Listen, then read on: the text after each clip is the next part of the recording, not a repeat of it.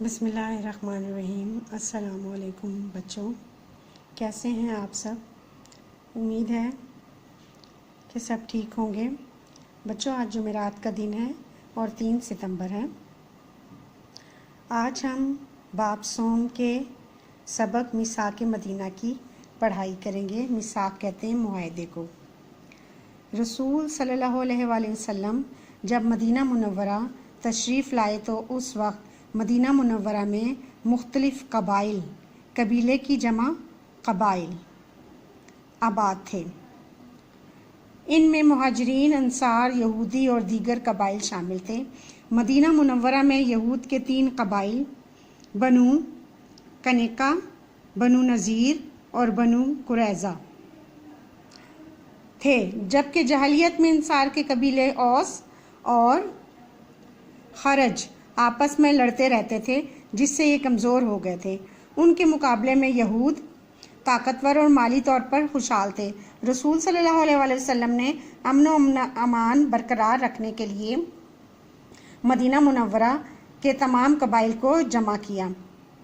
باہمی رضامندی یعنی آپس کی رضامندی سے یہود، مسلمانوں اور دیگر قبائل میں ایک معاہدہ طے پایا، جسے میثاق مدینہ کہا جاتا ہے۔ میثاق مدینہ کی اہم شرائط: مدینہ منورہ کے تمام قبائل امن و امان سے رہیں گے اور امن کے قیام میں سب لوگ برابر کے شریک ہوں گے۔ یہ پہلی شرط تھی۔ کسی بیرونی دشمن کے حملے کی صورت میں سب مل کر دشمن کا مقابلہ کریں گے۔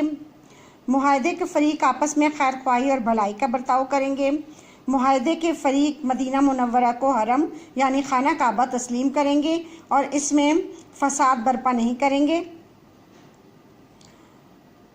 مظلوم کی مدد کی جائے گی۔ معاہدے کے فریق میں سے کوئی بھی قریش مکہ کو پناہ نہیں دے گا۔ ہر فریق کو مذہبی آزادی حاصل ہوگی، کوئی اس کے مذہبی معاملات میں دخل نہیں دے گا۔ باہمی اختلاف یعنی آپس کے جھگڑے کی صورت میں رسول صلی اللہ علیہ وسلم کا فیصلہ تمام فریق تسلیم کریں گے۔ کوئی آدمی اپنے حلیف یعنی ساتھی کی وجہ سے مجرم نہ ٹھہرے گا۔ آخری شرط تھی، جنگ کی صورت میں سب فریق مل کر اخراجات برداشت کریں گے۔ مدینہ منورہ کی اہمیت: میثاق مدینہ کی اہمیت: اس معاہدے کی وجہ سے رسول صلی اللہ علیہ وآلہ وسلم مدینہ منورہ کی ریاست کے سربراہ بن گئے۔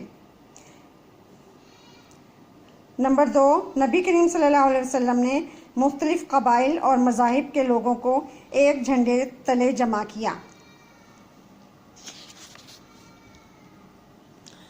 میثاق مدینہ کی روح سے میثاق مدینہ منورہ کو مقدس شہر قرار دیا گیا، جس سے ہر قسم کا فتنہ و فساد یعنی لڑائی جھگڑا ختم ہو گیا۔